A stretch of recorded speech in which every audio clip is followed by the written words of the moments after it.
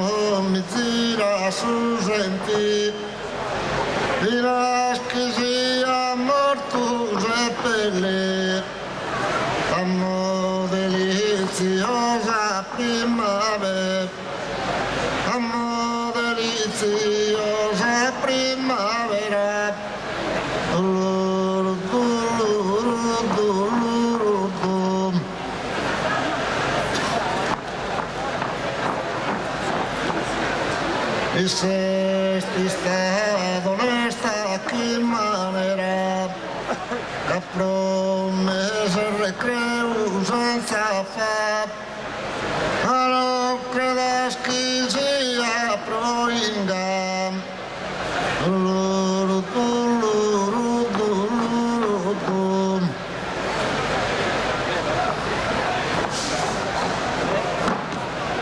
ma non credas che sia proinga ed è scherzati ed in mandare